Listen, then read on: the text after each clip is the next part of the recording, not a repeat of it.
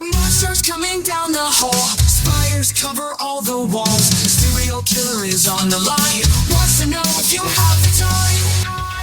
Aliens are landing soon, this will mean certain doom. A chainsaw sputters and comes alive, blood and death are close behind. One thing you can be certain of, the zombies just can't get enough. Just one more bite is all they want. The ghosts downstairs are on the hunt. The Shade Chronicles are keeping score, that's what all the writing's for. They record their stories one by one so you don't miss all the fun. Welcome to Season 3 of the Shade Chronicles, a podcast featuring short works of sci-fi and horror fiction. Here are your hosts. Hi, this is Derek Leftridge.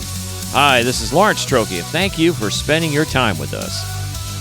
Let's get started with our first story. The Shade Chronicles are keeping score, that's what all the writing's for. They record their stories one by one so you don't miss all the fun.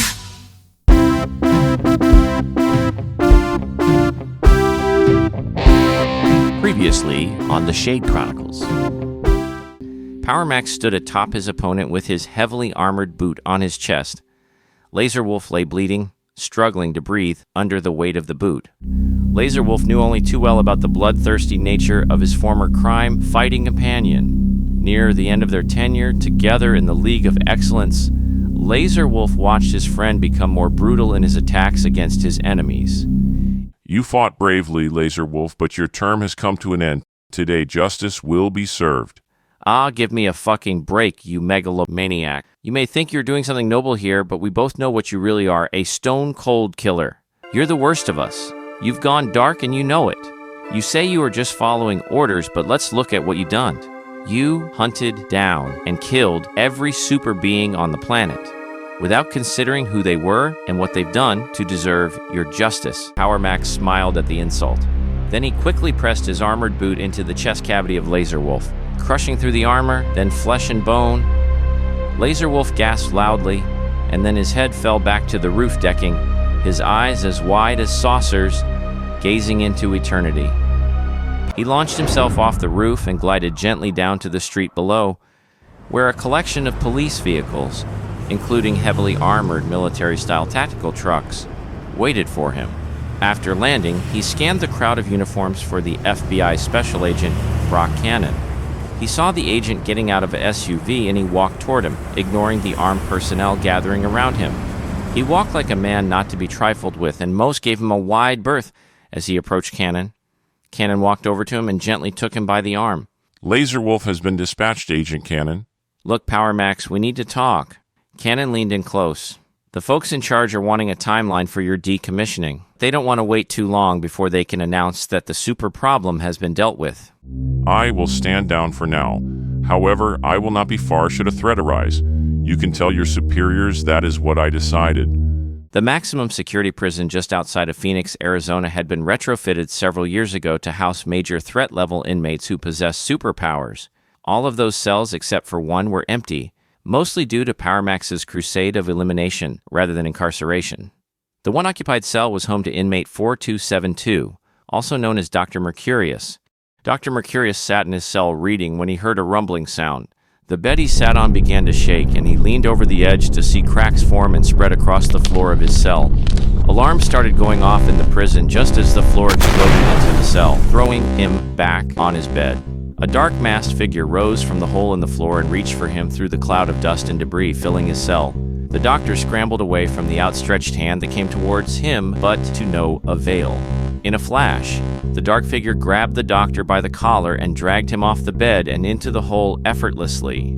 Armored guards rushed into the room with high-powered energy weapons and fired into the hole in a vain attempt to stop the escaping doctor and the dark figure.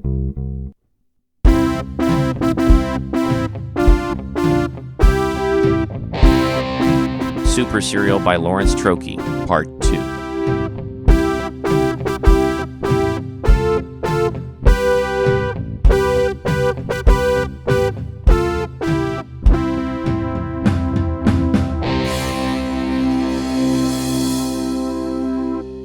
Dr. Mercurius must have passed out because he awoke sitting in a chair in a dark place and did not know how he got there. "Who are you? What do you want from me?" he yelled into the shadows surrounding him. A single light snapped on overhead, illuminating the area directly around the doctor. The dark figure started to approach from the edge of the circle of light. The doctor saw the figure was tall, muscular, and male. He wore a face covering that covered his whole head and gloves as well. The figure stopped a few feet from the doctor's chair. The figure reached up and removed the mask. As it pulled away from his face, the doctor's mouth dropped when he recognized PowerMax. When he was in full costume, PowerMax had a face covering that he used to protect his identity until the doctor discovered it in one of their many confrontations. After that episode, PowerMax did not try to hide his identity, even though he still wore the mask, mostly out of habit. If nothing else, the exposing of PowerMax's secret identity further isolated him from everyone around him. He no longer bothered to make or maintain relationships since there would always be the threat of an enemy going after someone he cared about to try to hurt him or get revenge for something he did. It was best not to have any connections that could be used against him, so he retreated to his secret lair or the League's base, and only came out in public for the sake of the next mission. "I'll be damned," was all the doctor could muster in his shock. Most likely, but before that, I need you to create superpowered beings for me. The doctor just stared in wonder at PowerMax's statement. PowerMax continued, I have brought you to your old lab and have recovered some of the equipment from storage. If you require more, make me a list, and I will retrieve it for you. "Seriously? Why would I do that for you?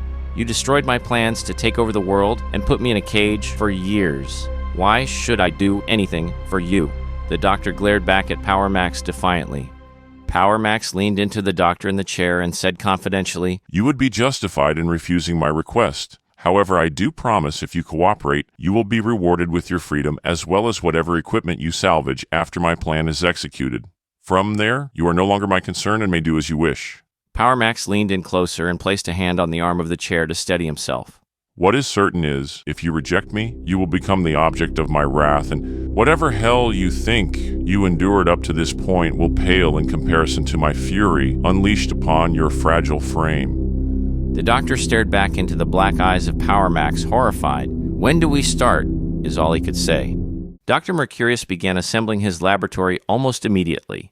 He was in need of several pieces of additional equipment, which PowerMax got for him.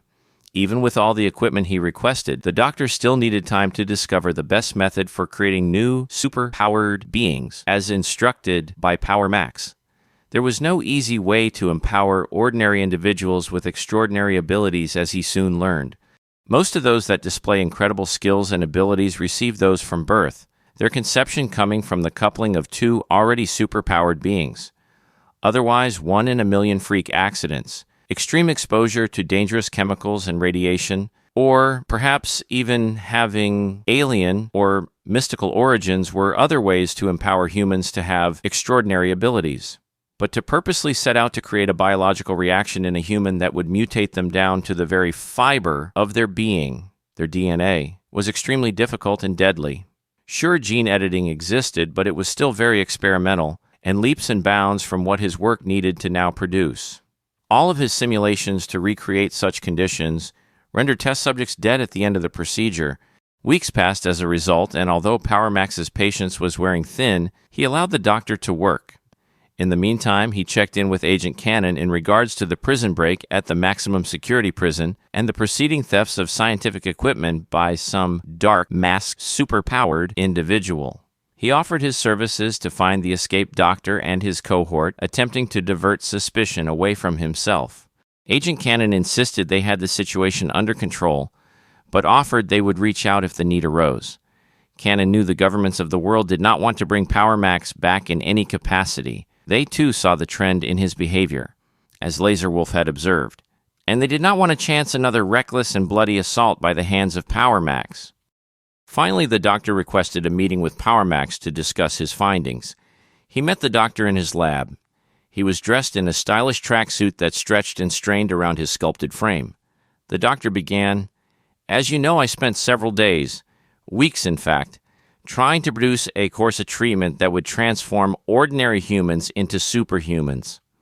I explored several possible avenues, and they all led to the same conclusion. After a beat, PowerMax prodded, And? "It is nearly impossible to do this." The doctor leaned back in his chair and crossed his arms. He was waiting for the reaction he knew that would follow. It was a tiny act of defiance, his payback for being taken against his will to do PowerMax's bidding. PowerMax could feel the rage starting to build inside. He stared hard at the doctor, trying to rein in his anger. Seeing this, the doctor decided he had let him wait long enough and not to push him too far. "The only way to ensure we are successful in this endeavor is if we use your blood as a catalyst to start a reaction that will endow the recipient of it with super abilities. Exactly what those are would be limited to your own abilities. They might not possibly have them to the same degree or intensity as you yourself possess, but they should still be quite enhanced when the procedure is done." The doctor smiled faintly at what he perceived as his own brilliance. PowerMax rubbed his chin deep in thought. How much of my blood do you require? "Standard donation, 473 milliliters. A pint," the doctor replied. How long before you are able to do this once you have my blood? "With that, I only need the individuals who will be the subjects for the experiment and approximately 1 week. We should have at least 2 or 3 subjects ready for whatever purpose you need them for." Then let us proceed. PowerMax instructed. "And what of the human subjects?" the doctor inquired. PowerMax walked to a massive sliding metal door that led to a storage room. He pulled the door effortlessly aside to reveal a large cage of sorts with 6 people inside. They were random in their appearance, some dressed casually like they were jogging in the park a minute ago, others in work clothes or various uniforms like they were just plucked from the job. "Where did they come from?" the doctor asked. Does it matter? PowerMax replied. "I suppose not," the doctor agreed. With PowerMax's blood donation, the doctor did as promised. Even though 2 of the human subjects died during the procedure, it was ultimately necessary for Dr. Mercurius to tweak his formula and weed out any imperfections. When PowerMax returned from an errand that lasted several days, the doctor revealed his results. The 4 remaining subjects were all laying on laboratory tables, sedated to keep them from trying to escape, all now enhanced with powers such as super strength, the ability to fly, and so on. PowerMax was pleased with the doctor's work, and they discussed placing the subjects in a newly constructed, highly reinforced cage that should keep them from breaking out as long as they were somewhat sedated too. Then PowerMax revealed the result of his errand, costumes and gear taken from the old League headquarters which PowerMax secretly broke into and stole. He instructed the doctor to equip each of the subjects properly for the next phase of his plan. To test the effectiveness of Dr. Mercurius's procedure, they traveled to a nearby remote island with one of the subjects. PowerMax instructed the subject to escape, much to the doctor's surprise. The subject, outfitted in an old PowerMax costume and equipped with a giant battle axe that PowerMax no longer used, began running into the dense jungle, away from the beach where they arrived. After several moments, PowerMax launched himself into the air and gave chase. The doctor watched from the shoreline and saw nothing for several minutes. Then he heard what sounded like an explosion, followed by another and another. He realized these were blows being traded between PowerMax and his doppelganger, the subject. At one point, the doctor saw a body shoot up over the tree line, clearly after just receiving a massive hit from the other. The body completed its arc and fell back into the jungle. A few more minutes passed, and then the doctor saw PowerMax walking out of the jungle, dragging the body of the subject by the foot behind him through the dirt and sand. PowerMax himself was covered in blood, some being his own, and his suit was ripped and torn in several places. In his other hand was the blood-soaked battle axe. He noticed PowerMax was smiling. When PowerMax reached the doctor, he said, Well done, Doctor. He went to the boat and threw the body of the subject, now dead, on the deck, ready to go back to the lab. The next step in PowerMax's plan was to use one of the subjects to demonstrate why the authorities were unwise to release PowerMax so quickly. They equipped the subject in a dark suit and full face mask to imply this was the dark figure that broke the doctor out of prison. Using a form of mind control, the doctor gave the subject instructions to fly to Washington, D.C. and attack the White House. The doctor told the subject to show no mercy to anyone who tried to stop him. With that, they released the subject from the lab and watched his progress through a series of sensors and small video drones that followed him along the way. When it was clear the subject was obeying the command, PowerMax suited up and then left to arrive in D.C. in the nick of time to save the day. After landing in the middle of the White House grounds, the subject immediately attacked the security forces there and smashed and killed his way up to the building's front entrance. Multiple heavy machine guns, energy weapons, and even some small rockets failed to stop his progress. This subject, having nearly the same invincibility and strength as his benefactor, PowerMax. Crashing through the main entrance and wreaking havoc to the diplomatic reception room on the first floor, the subject was met with more security guards and heavily armed Secret Service agents, desperate to stop him while they got the president to the underground bunker. The subject quickly dispatched the next wave of defenders and then shot up through the ceiling, busting through the next few levels till he broke through to the roof. He was met by Apache helicopters who immediately blasted him with Hellfire missiles. The subject caught one before it struck him, and he threw it back, destroying one of the Apaches. It crashed in a fiery wreck on the roof of the White House. The other helicopters broke formation and scattered while the subject dove at amazing speed towards the Oval Office in the West Wing. He crashed through the roof and found himself standing on the seal of the president on the debris-filled carpet. He scanned the area, looking for the president, but the office had just been evacuated. He shot back up through the ceiling when he was met with a blow that sent him flying. He landed on the part of the grounds known as the ellipse, named for its elliptical shape. When he looked up, PowerMax hovered above him and announced in a mighty voice, "Hold, villain. You have gone too far. Now you will pay for your evil deeds." From there, PowerMax proceeded to beat the subject into a bloody mess, barely recognizable as being anything resembling human when he was done. The president sent him a card thanking him for his bravery and for stopping the attack on the White House. PowerMax was angered at the lackluster response from the President of the United States. He had hoped that saving the president would put him back in good graces with the powers that be, and this would allow him to continue to operate as a superhero. Other than the ridiculous card, there was no word from Agent Cannon, or anyone else for that matter, asking him to return to his post. He thought they needed more convincing. The next time he thought, they will be begging me to come back. Like two powerful meteor strikes hitting simultaneously, the last two remaining subjects crashed into the middle of St. Peter's Square in the Vatican, leaving craters where they landed, sending cobblestones and travertine blocks flying all around them. Tourists nearby were injured or killed on the impact from flying debris and the shockwave. As the dust started to clear, the subjects slowly walked towards St. Peter's Basilica, both in full costume, but altered just enough so they did not appear like any of the superpowered beings who once wore those suits from the League. People scrambled to get out of their path as they strode towards the entrance to the historic church. When they were at the foot of the stairs that lead to the main entrance, they turned to address the crowds huddling and pushing to try to get far away from them. For centuries, this place has been a den for thieves, murderers, and liars who cruelly subjugated the population for their own wicked and perverted ends. Today, we will raze it to the ground and bring an end to the abuse and hypocrisy, finally freeing the people from its tyranny. Just as the one subject finished speaking, dozens of police sirens could be heard closing in on them. They looked at each other and then shot into the air to engage the police as they approached.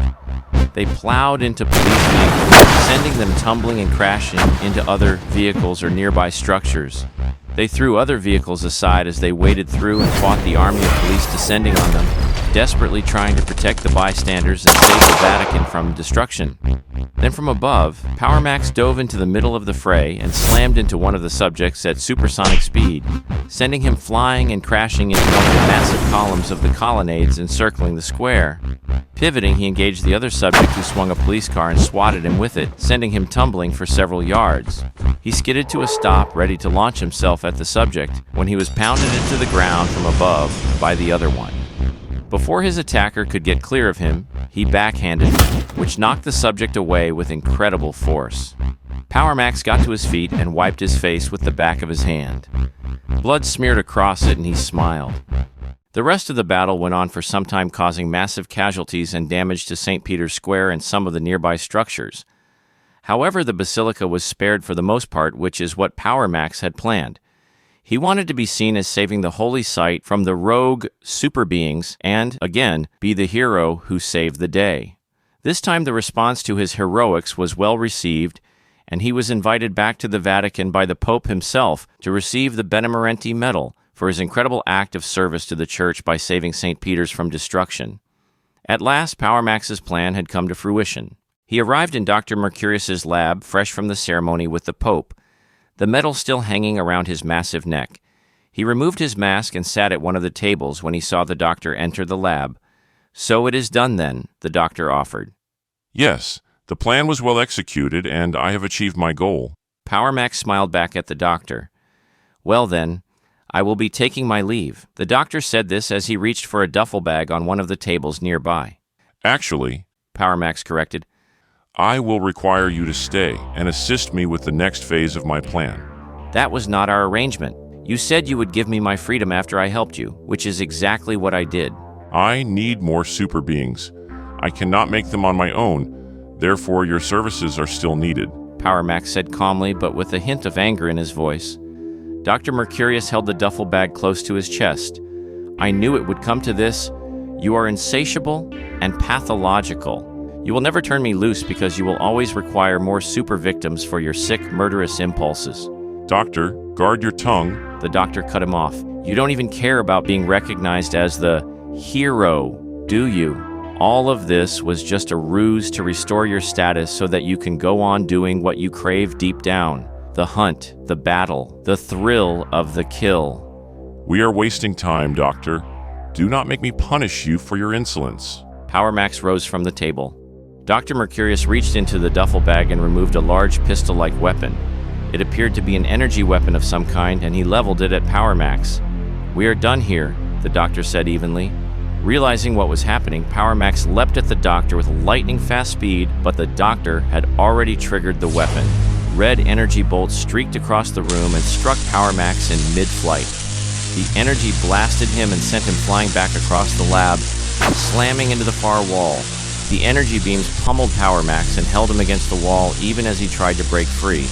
The doctor yelled above the noise of the weapon, "I altered the design for my black hole weapon with the information I acquired from your blood sample. I designed a weapon you would be powerless against because I knew you were not to be trusted." PowerMax could not hear the doctor's explanation over the carnage of the energy bolts ravishing his body. Finally, the doctor deactivated the device, causing PowerMax to slump to the floor, red energy still racing around his broken form. Then he disintegrated, forming a pile of dust on the ground. Dr. Mercurius walked over to the pile and reached down to retrieve the Benemerenti metal from the dust. He smiled at it and then discarded it over his shoulder. "Now where did I keep those android parts?" he wondered.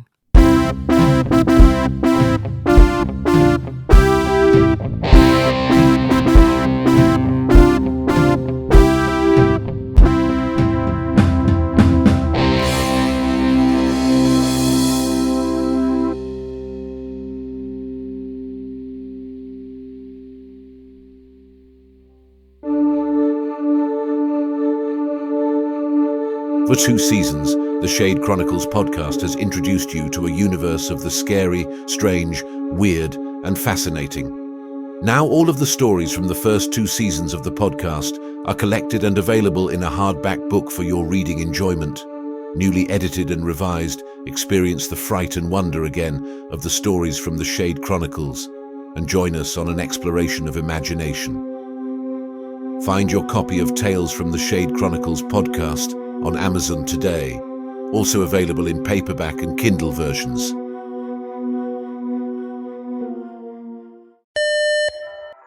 Attention Shade Chronicle podcast listeners. The merchandise store is now open. You can find the merchandise store on the merchandise tab on the Shade Chronicles website, which is at theshadechronicles.com. Find premium t-shirts, hoodies, tank tops, travel mugs, ball caps, and more at the Shade Chronicles podcast merchandise store. We now resume your regular programming.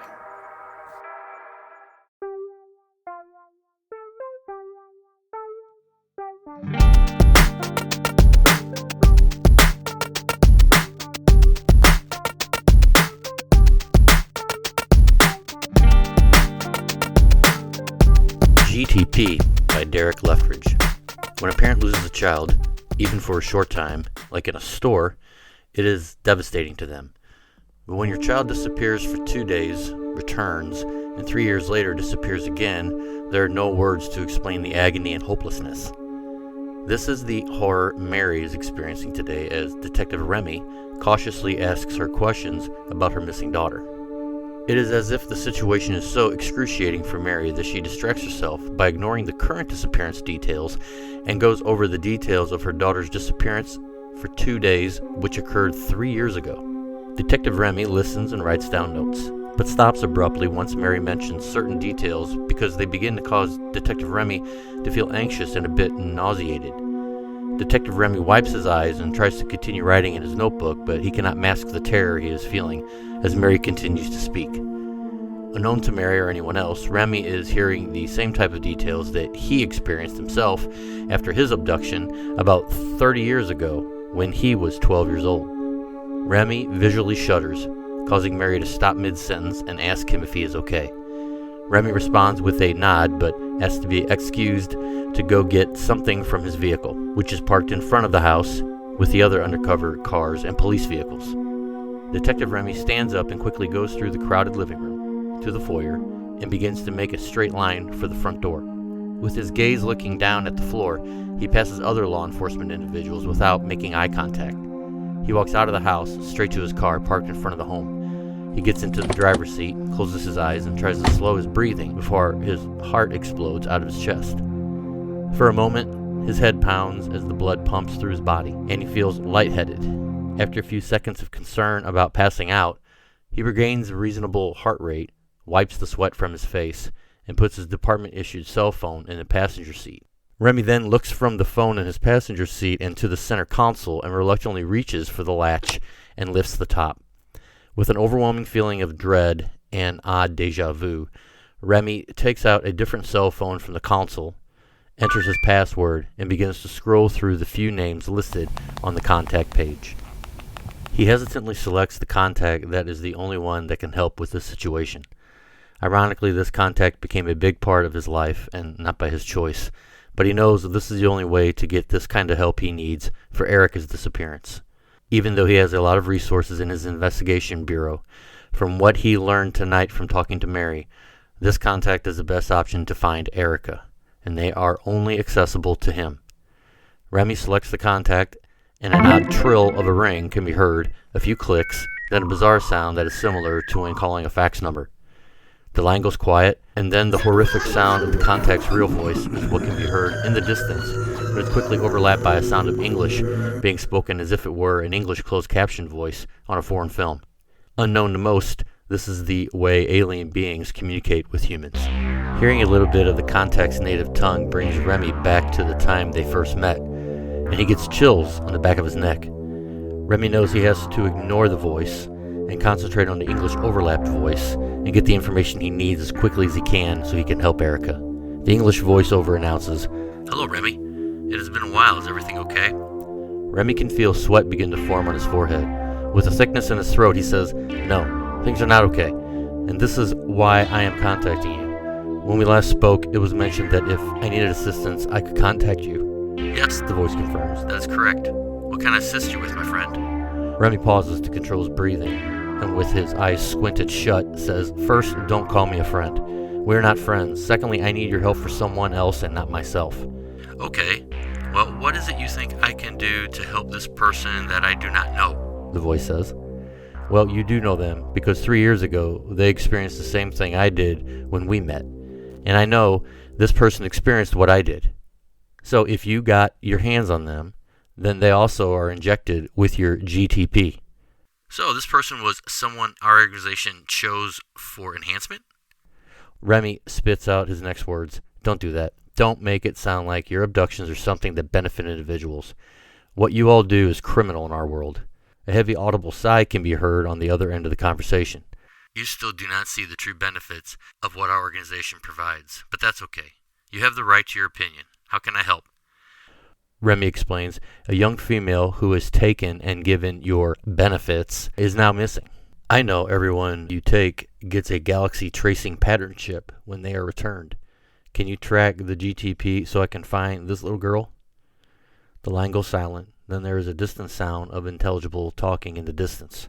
The voice then responds, "Okay, Remy, let me know her name and last location." Remy holds up his spiral notebook and reads off the girl's name and her last location, which was caught on a security camera at a business across the street from the local park. Erica can be seen on the camera going into the entrance of the park alone, but there is no footage of her coming back out. On the other end of the phone, multiple metallic clicks and muffled, unintelligible speech can be heard in the distance. Remy tries to make out what is being said, but there is nothing clear enough for him to make out. Frustration kicks in for Remy, and he says, "Hey, can you hurry up? This is a bit of an emergency." The line goes silent, and then the voice snickers. "Oh yes, I forgot your kind is always concerned with time and has no patience. It must be annoying to be such a fragile species." Remy rolls his eyes to himself as he leans his head back. The voice gives him the longitude and latitude coordinates of where the GTP last gave a signal to the Universal Satellite Responder approximately 15 minutes ago. Remy starts his car and rolls down his window.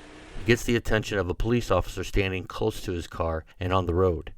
Officer. The police officer looks at Remy with a scowl. "I've been given a possible location for finding the girl. Can I get the road cleared and get a patrol to follow me?" The officer quickly removes the yellow tape from the area and lets Remy drive out. As Remy turns and is about out of sight, a police vehicle engine starts and drives after him to back him up as he requested. Remy speeds around a corner to the main road and leads to the park, where Erica was last seen earlier this morning on the security camera, and anxiously speaks into the cell phone. "Are you sure the GTP is showing the park? That area has been searched since early this morning, so it would be strange that no one..." Remy is cut off by the voice. "Our system technology is nothing like what your department, state, or world has or could even understand. Your people would call this state-of-the-art, but what we have is the art, my friend." The line goes dead as Remy stops at the front of the park entrance. The following police vehicle comes to a stop behind Remy's car, and the officer gets out of the vehicle and walks quickly up to Remy. "Detective Remy, did you get a tip that the girl might be in the park? The same park that most of us searched this morning and afternoon?" Remy stops and turns around to face the officer. "That is what is happening, and I have my doubts, but I need to check out all leads." Remy looks at the screen of his cell phone, following the flashing circle that is the location of the GTP ping. The sun is setting and causing long shadows from the trees across the walkway in the park. As Remy abruptly stops, the following officer stops and asks, "Why did you stop, sir?" The officer's question becomes a distant sound as it is replaced by a humming and bright glow all over the darkening woods. Remy realizes he is the only one hearing and seeing this, and he needs to keep this to himself. Not looking up from his phone, Remy, lying to the officer, says, "The tracker shows that she should be..." He slowly turns to his right and points to a spot off the walkway where he sees the brightest glow. "There." Not saying anything, he walks off the walkway and onto the grass and towards the large pile of leaves with tree branches laying over them. Remy looks back at the officer behind him and motions him over, and they both begin to move branches off the pile of leaves frantically. They get the branches off and begin to move the leaves and uncover a body lying face down. Remy quickly checks for a pulse. He nods and announces, "I got a pulse, but it is shallow." And they quickly roll the body onto its back and confirm it is Erica, as the officer grabs his radio and urgently asks for an ambulance to be sent to their location. 15 minutes later, Remy is now sitting on a bench near the park entrance and watches the paramedics load Erica into an ambulance. Erica's mother looks back at Remy before entering the back of the ambulance, puts her hands together in a praying position, and slightly bows towards Remy. He nods and sees the officer who uncovered the body talking to his sergeant and a group of other police and detectives. They all turn and slowly look in his direction, which seems like an eternity. But then they look away and finish their discussion and begin to move to their vehicles. Remy's sergeant begins to walk towards Remy, and when he gets there, he sits on the bench next to Remy. Avoiding looking directly at him, but instead straight ahead, says, "It is great that you found that girl. I'm very interested in reading your report and finding out how you located the correct area again." Detective Remy looks at his sergeant. "Sir, what do you mean again? I already told everyone it was one of those electronic tags people put on things to find them when they lose something." The sergeant stands up, still not looking at Remy, and says, "Oh yes, I know what you said, but in the last 3 missing person cases you were involved in, you were the only person to find them by some sort of tracking system no one else knew about or was able to access. You're either very lucky or something else." The sergeant walks away towards his vehicle, not saying another word. As Remy watches him walk away, he feels a cloud of confusion come over him, but it is interrupted by a voice in his head, and that voice is the same as the contact from earlier with the manufactured English translation, And it says, I know this is something you will not like to hear, but you are finding these individuals not because of luck, but because you are one of us. Incessantly, Remy screams in his mind, No, I am not. I am nothing like you. But you are, the voice continues. You have always thought you were just someone we took and sent you back to Earth. But that is not the totality of your experience. Stop speaking in vague riddles, Remy yells in his head again, and tell me what you're saying. Remy, you are not a human. You're one of us. You're one of our scouts. You are a Kuladin who has been put on Earth to help humans and keep them safe. Some scouts are teachers, doctors, politicians, but you are a detective. Remy looks up at the sky, mouth agape with tears welling in his eyes.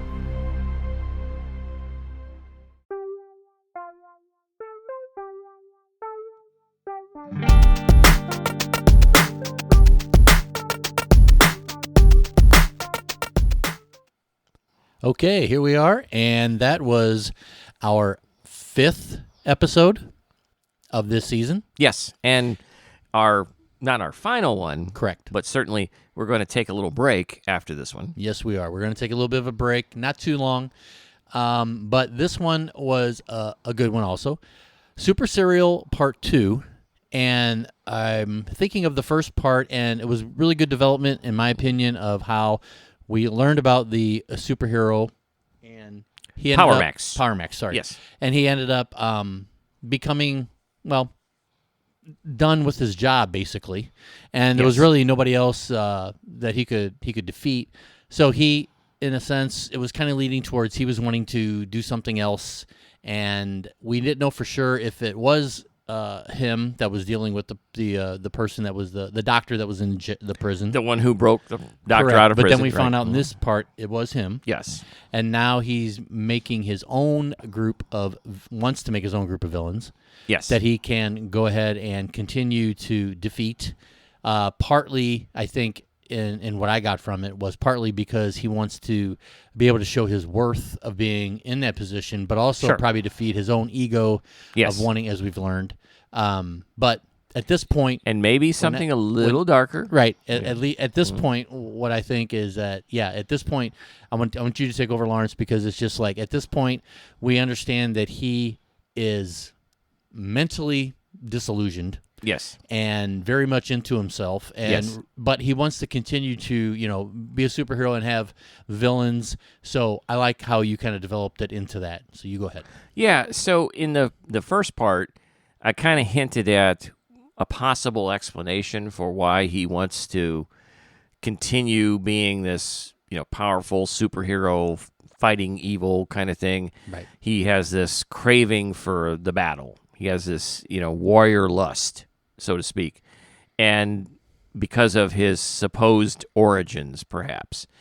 But soon you start to feel that it's more than that. It's not just that this guy is battle hungry and wants to jump into the fray all the time. He's got some kind of twisted desire. Yeah, he believes his own hype. Yeah, well, that and he just wants to fight and kill. Yeah. He's and that's just what I like too. a killing machine. Yeah, I was going to say that one part you made it clear twice that he was someone that when I think about superhero stuff and things like that. By the way, if this is not a comic, it should be.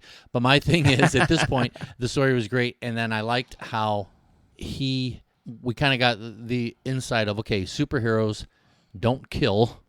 Right, that's the traditional. They do pummel, they do beat up, they do stop bad guys. Right, but this guy wants to kill. Yeah, and certainly that whole superheroes don't kill, like the Batman has never crossed that line, or at least he probably has crossed it by now, but he usually doesn't cross that line. It was a very big no-no for him in all of the stuff that I've known about Batman and that kind of thing, and that kind of applies across many of those type of superheroes. But then you go into the era of the Watchmen or some of Frank Miller's work with certain superheroes, and everything just starts getting darker and more violent, and you end up with stories like Invincible, where like an anti-hero hero. It's not just that; it's a bloodbath. It's some kind of grotesque I don't even know what to call it. And I watch it. I mean, I enjoy the story, Yeah. but it's so violent and so over the top so in terms of the grotesqueness of how these people meet their end and Right. the intentions and motivations of these characters.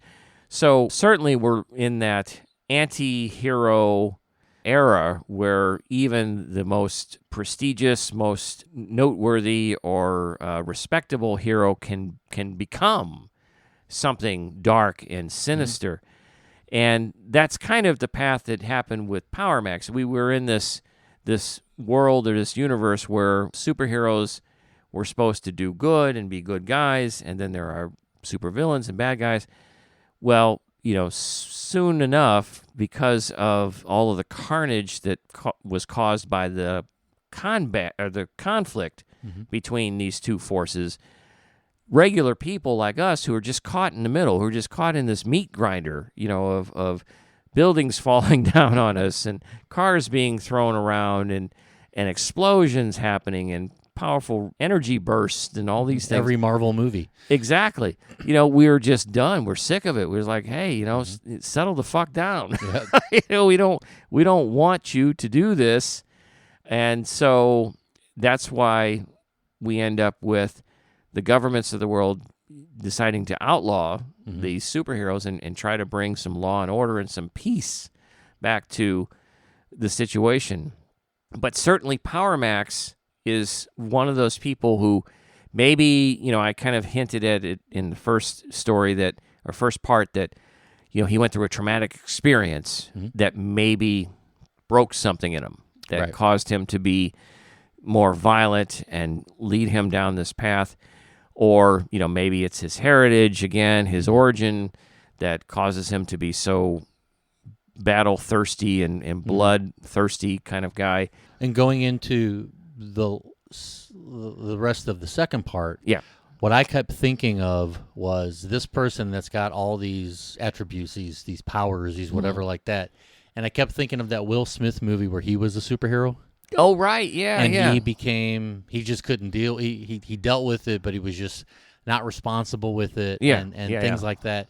And I just saw that, even though not a Will Smith fan, even though he ended up, doing what was right, unlike PowerMax, PowerMax was someone that wanted to keep that kind of going and couldn't get past that, where we see a lot of things to where there's a good guy, then he becomes a bad guy. I think I mentioned before, like whenever Superman was evil at some point and he's flicking peanuts at the mirror behind the bar or whatever like that, but then he becomes a good guy again. Well, in this one, as we saw and we heard and listened to, was that did not turn out that way. No. And that's a good thing that I like, because I do like the happy endings, but I also like the endings to where, in my opinion, sometimes it's reality. Yeah. 'Cause it's not going to be happy. Yeah. I mean, this guy has gone down a dark path, and he's not coming back. He has certainly set his course towards this weird and dark destination, and he feels like he finally regained whatever he lost when they decommissioned him, basically. And now he's back at the top, or at least considered valuable again, which was something that he cared about. He wanted to be wanted, so he's a bit narcissistic in that way. Oh, yeah. But now it's not enough. It's not enough that he's back on top. He wants to keep going. Right, which we saw whenever he's talking to the doctor and they're done, basically. Sure. And then he's like, well, no, we're not. Right. I want you to continue to do this type of thing. Yes. And jumping back just a little bit from that, I do really like the whole thing of how the last villain, or the one villain that he defeated that got him to that type of thing, was pretty much a carbon copy of him. Yes. In the sense of, from his blood and his DNA and Yeah, things yeah. like that. I really like that part of it. It was really interesting to me how that just kind of developed and the way it was. And I think he did really good in describing it, and the sound effects are really great. But I like how at the end he's still not satisfied, and then we have to go to the doctor and him kind of having their back and forth. Right. And the doctor, of course, being an evil genius, anticipating that this was going to happen. Right. He saw that the only way out for him was to find a way to defeat PowerMax so he could finally be free. And then, we find out at the end that, the doctor's like, oh, I'm free now, and I got all my stuff, so why don't I just go back to what I was doing? Yeah, right. That's what I like, too, the ending of it, yeah. He's like, oh, where was I? Yes, exactly. Now that interruption's over, Yeah. However many years that I've spent in prison, and, we're back at it again. It was a very fun ride. Yeah, I had fun doing it, and again, the sound editing and all that. I mean, I had fun finding all those sound effects and throwing it in there. Maybe sometimes it was a little over the top, but it was definitely a fun edit and a good time as far as I was concerned. So that would wrap up Super Serial Part 2, and now we move into GTP, which is your story. Right. And this one, it's got kind of an X-Files feel to it, if you ask me. Definitely Detective Remy, kind of has that secret agent-ish kind of feel to him, because he's got the special communication device and way of talking to these other people who turn out to be aliens. Of course, no spoiler there because you've already listened to the story. But yeah, why don't you tell us a little bit about what brought that on and how you developed that? I always see things about missing persons and that type of stuff, and that's interesting to see, not because of missing persons, but because of how they have to go through and figure out where this was, and they're using cameras and they're using evidence and things like that for, I guess you can consider true crime, but just police work. And I thought it would be interesting if there was a person that did these type of things that had some type of connection, and, let's make it an alien type of connection. Yeah. But what's the connection to this person to do that? What's the best way to do it? Well, there was different things, I thought about, but I thought, what if they actually experienced something and realized that they had something in common with the missing person, to where they had the GTP, as we talked about, but the galaxy tracking pattern, and they had the same thing implanted in them that they know about. There's a lot of mysterious stuff going on. It's like, okay, how do they know it? Okay, what, jumping ahead to the end of the story, what does the sergeant mean by you've done this before? Right. And so he's aware of something. There's something going on, and Remy is also aware of, okay, maybe I don't know, whatever, maybe I think I know what you're talking about, but he knows to call this person. He knows this person has helped him before. Right. And, I tried to get it to the points where we understood that it was alien involved, alien type of communication, Remy not happy with it.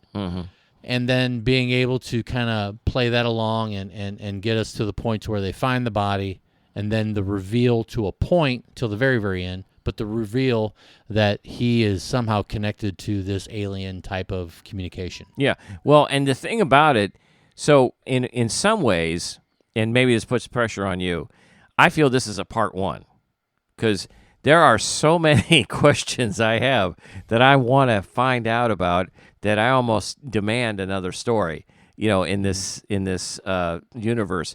And, when you talk about the aliens, when he was talking with that alien about the missing person, and the alien talks about enhancing people, it's like, what's that about? What kind of enhancements? I mean, it's more than just this tracking thing. Right. There's a lot more to it than that. And then that kind of is even confirmed at the end when Remy finds out that he's not what he really thought he was. Right.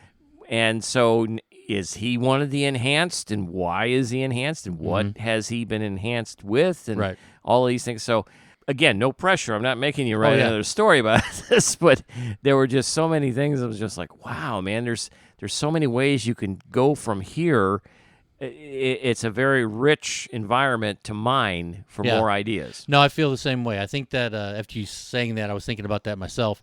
Whenever I'm doing a short story, and maybe you feel the same way, I kind of jump into a situation, and I try to say why I'm here, and then where I'm going to go with it, and then that's my part of the story. Yeah. But maybe in the sense like this has more of a, of a feat, not a feat, but just be able to go and be able to connect to other things that are related. And like you said, this, universe, I do think at this point now, just kind of making a decision on the fly here, there should be more to it that kind of comes back to this. Yeah. And I think if this one is something that's a good beginning point of kind of, even if it's Right. in the middle of the story, like Yeah. we've seen with movies and other stories, Yeah. if it's something that kind of piques your interest and you're like, okay, now we can figure out where it goes from here, or how did we get to here? Yeah. And I mean, think it's like that a Men could in be other- Black kind of situation yeah. where, they've certainly had several movies about that whole scenario. And I think you just kind of open the door Yeah. to this place. Mm-hmm. And, we've got these aliens who kind of act like a corporation or a business, Yeah. which is kind of interesting in and of itself. Mhm. What's going on with these guys? Why are they acting like this? And what are these enhancements? And what is their intention for being here on Earth or in connection with people on Earth? Why are they abducting people Right. and doing things to them? So yeah, there's a lot of things that could be a springboard into another area. Well, I think now you're going to have more GTP episodes, and they're going to involve, like you mentioned, there's police, there's teachers, or politicians that are all, part of this group Yeah, that have been enhanced, sure. quote unquote. So, all right, good. Yeah. So now I'm thinking of stories like They Live by John Yeah, Carpenter. The greatest. I'm thinking of, Yeah. you remember the original series, not the remake they make, V. Oh, V, yeah, Oh that was my good. God. That was mind-blowing. Amazing. Yes. As a 13, 14-year-old watching that at home, this miniseries at home where these lizard people who have these fake, they look like humans. Of course, there's, good hair and a lot of soap opera-y kind of stuff going on. Yes. But it was just addictive, It was. And so very much excited about where you can take this story Right. in similar areas for sure. I agree, and now I will. Yeah, I inspired you, hopefully, Thank you. to do that. So that's going to wrap up episode 5. And as we said, this is a break that we're going to take now for a couple of months to take care of some things and put together some more stories. And we'll be back in September with the next episode 6. And we've got tons of great stories lined up. I mean, in terms of the quality of contributions that we've got this season. First 2 seasons were just Derek and I. And we enjoy doing it. We love to tell stories, and we love for people to listen to those stories. But now we've got other folks playing our sandbox, which is great. And, I mean, they've come up with some just, wow. I mean, you've already experienced some of them, like the Shore of Ararat. Yeah. I mean, last episode, which just knocked me on my ass. I mean, that one was just amazing. And Mean Girls and Flashes and Indulgente del Gio, I'm sure I'm saying that wrong, but all of those stories were just great contributions from outside sources, and we've got more of those coming up, and so excited to get to work on those and produce those for you guys and let you hear some Galloway Banshee. Oh, Galloway Banshee, man. That was a Oh, good yeah, one. right. That kind of inspired me to do more horror stuff for the second half of the season. Right, for sure. Well, we've got some that will just, are like gut punches, man. Yeah. The very first one, Hillsborough, coming up in episode 6. Oh, wow. I can't wait for you guys to hear that one. Anyway, with that said, of course, we still have the book out there from seasons 1 and 2, stories from seasons 1 and 2 of the podcast called Tales from the Shade Chronicle Podcast that you can get on Amazon, soon to be on Barnes & Noble, and possibly in some other places, which I'm working on right now to get that all squared away and out there. So available in paperback, hardback, or Kindle or EPUB editions.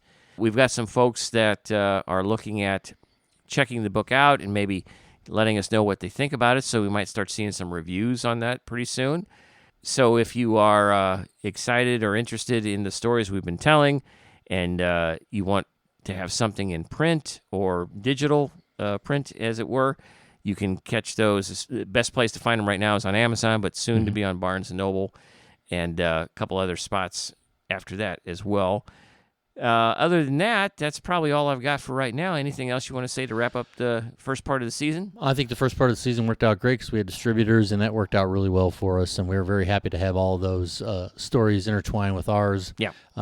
They did most of the heavy work, and that's fine with me because we want to be an outlet of others. We do want to have an outlet of our own type of creativity and things like that, and that'll never go away. but we want to do an outlet of being able to have others have something too. And like I've kind of said before, it's kind of like bringing a voice to your story. Yeah.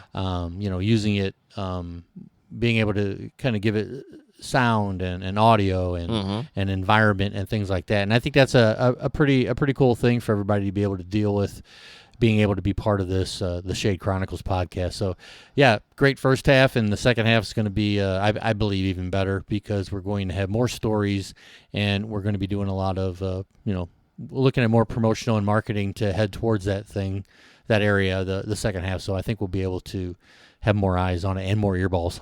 Yeah, for sure.